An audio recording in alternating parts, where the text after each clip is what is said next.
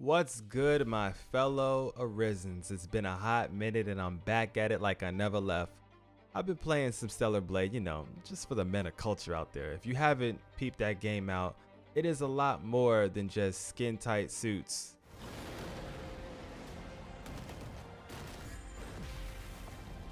The game is kind of dope, but I digress. Anyways, I have a lot to talk about. I'm going to teach you a whole bunch of missable quests that you might not even get to if you rush to the Unmoored world. So let's jump straight into it.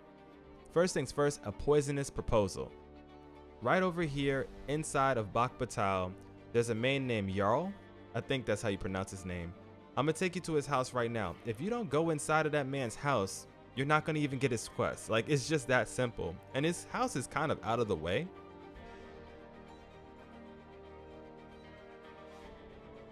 Look at her telling me a secret.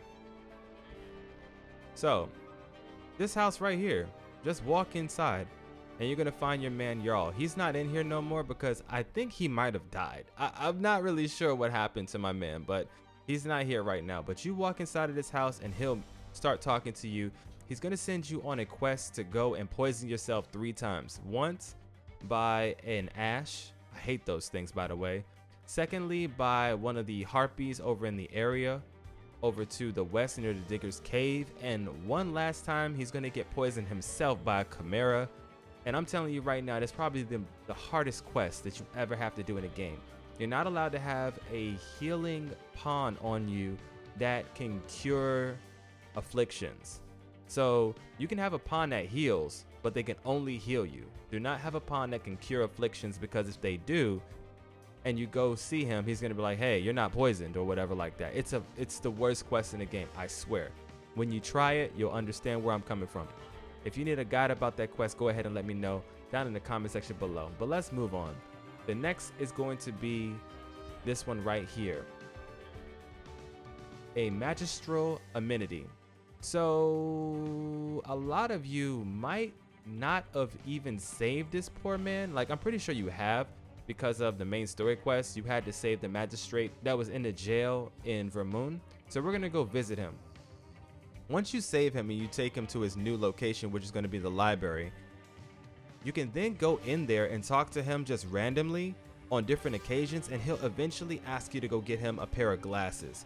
His glasses are being confiscated inside of the masquerade ball.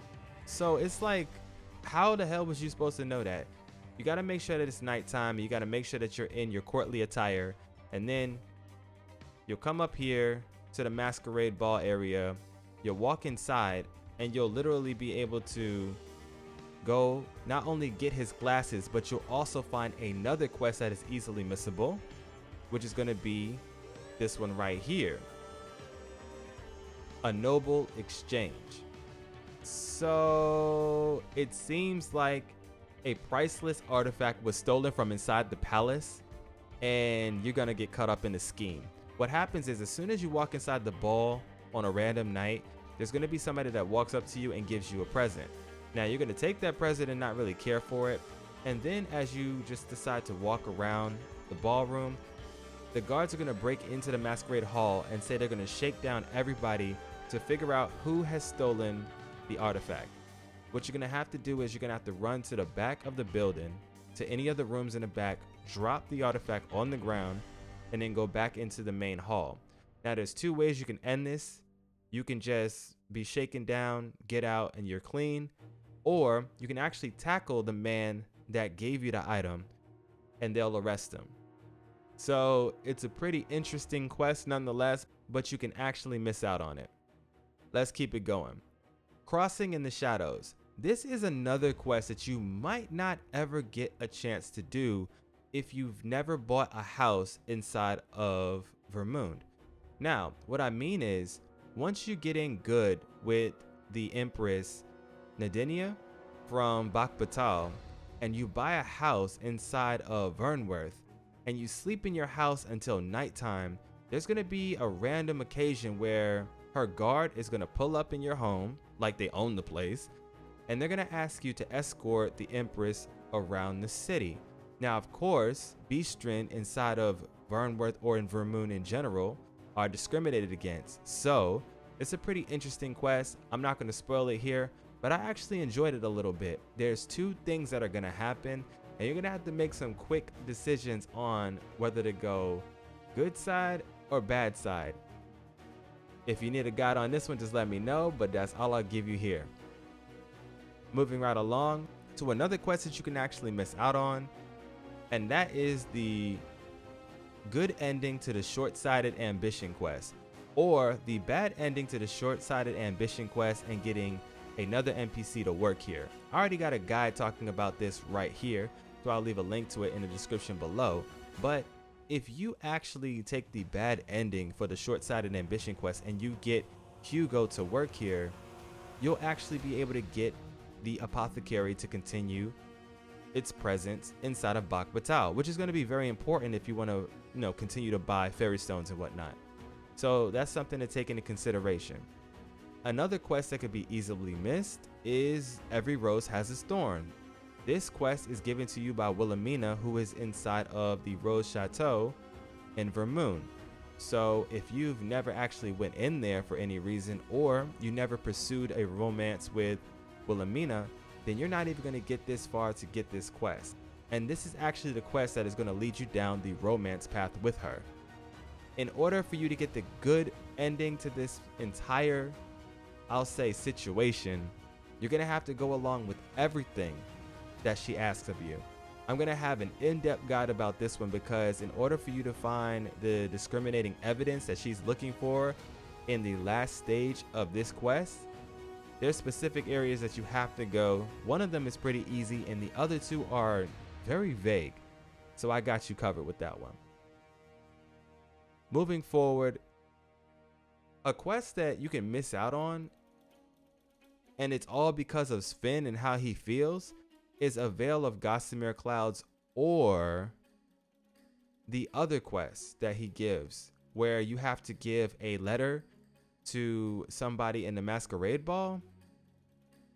I'm not even allowed to do that quest on this file. I don't know why, but he refuses to give me that quest, but he gave me this one. For this quest, you're going to have to pursue down a path of trying to figure out what Disa is up to. He's going to give you a letter, and when he gives you this damn letter, you're not going to have any clue on what the hell to do with it. You're going to have to take that letter to one of two people. The first person you could take that letter over to is going to be in jail, which is the magistrate. Now, if you broke the magistrate out of jail, then you're going to go see him in the library and give him the letter. And then once you talk to him inside the library, he's going to give you clues about what's going on. But he's not really going to be precise with it. It's going to be very vague, which is going to send you on a path to go to Bak Batal. And then you're going to have to go to the research lab and continue your research there. Now, if you don't want to talk to him, or you don't understand what he's trying to tell you because it's extremely vague what he's trying to say, you're going to have to go to another NPC that you might have locked away earlier. The quest that's in question right now is going to be this one right here, the Saint of the Slums. If you've done the Saint of the Slums quest line, then you've probably gotten a specific person arrested. The Abbess has earned herself a reputation as the Lady Saint, but she's been doing some dark and dirty things over in her position in some weird ways. Once you figure out what she's really been doing inside of the slums, you can get her arrested. Once she's apprehended, she's going to go to jail. You're going to have to go into the jail cell to go talk to her. And when you go in there, the guards are going to attack you, but don't really be afraid of them. Just let them attack while you continue the conversation with her and then get out. And that's going to be pretty much it. It's not really any real consequence. You can get out of there pretty easily. Just don't allow them to arrest you. Anyways, once you finish talking to her, the Abbess, inside of the jail cell, if you got her arrested, then she's going to tell you to go to the research lab in Bak Batal. However, if you didn't get her arrested, she should be over in the slums, and I'm not necessarily sure if she's going to give you that information or not, because I've always arrested her in all of my playthroughs. So let me know in the comment section below if you didn't arrest her because you hadn't done the Saint of the Slums quest line yet, and how she responded about the information she was being asked of. One of the more obvious things that's easily missed in the game is a game of Wits, which is the entire questline of the Sphinx. You can accidentally miss all of this if you don't pursue the Sphinx at any point in your playthrough, so just be mindful that they're somewhere up there in the ancient battlefield area if you haven't already figured it out. There's a bunch of guides on my channel as well as other channels that are talking about exactly where the Sphinx is, and it's actually a pretty cool questline. It's going to give you an amazing reward that you really want to look into, so I personally think it's a good idea if you consider to go after it. Another questline that could be easily missed, or you might not even get a chance to do it, which is Till Death Do Us Part. Sir Gregor, or the Watchman that lives over in Vermund, he could accidentally die if you don't save him on your way to Vermund the first time. If he's still alive, you can go over to his house to talk to his wife, and his wife will give you this questline. This is going to send you down the path of actually going to his location and trying to save him from the Dullahan. Now, a lot of y'all have come through on my comment section about the Dullahan, and apparently you're able to find the Dullahan out in random areas, and some of the areas that people have been able to find the Dullahan has been near lakes or rivers. It's usually at night. A lot of people are saying that you're going to know that you're about to fight the Dullahan because the entire area goes instantly foggy for no reason. I haven't encountered this myself personally, which is kind of unfortunate, and I hope to find them out there one day, and I'm still trying to figure out how to spawn them in, but for now I guess my RNG isn't as good as you guys. Alright, let's keep it going because there's still a couple of more quests that you can clean skip on. So we'll go straight forward. The Oxcart quest. If you haven't really been pursuing Wilhelmina for her romance, it's one of the prerequisites for you to finish before she even talks to you about the Every Rose Has Its Thorn quest. So make sure you're talking to her often, giving her gifts and softening her up so that she'll eventually open up to you. Let's keep it moving.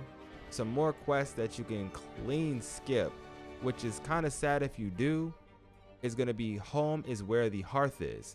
That is the quest that is given to you from Eureka, and you can miss out on this entire questline if you don't go back to Melv after saving it from the dragon. Would that I could repay you in some way. Moving right along, you can also miss out on the quest House of the Blue Sunbright if you've never talked to the little girl Daphne who lives in the slums. And that also connects with the Daphne storyline, which is the Gift of Giving side quest that she gives you if you decide to talk to her. So there's a lot of quests in this game that if you actually don't talk to these NPCs, it's just about missing out. And let me know down below what quest you missed out on in your first playthrough, because I'm super curious. If you like what we do here in the channel, make sure you smash that like button and sub to the channel so that you don't miss out on any more tips, tricks, guides, and a whole lot more for Dragon's Dogma 2. This was your boy Emma, MSensei HD.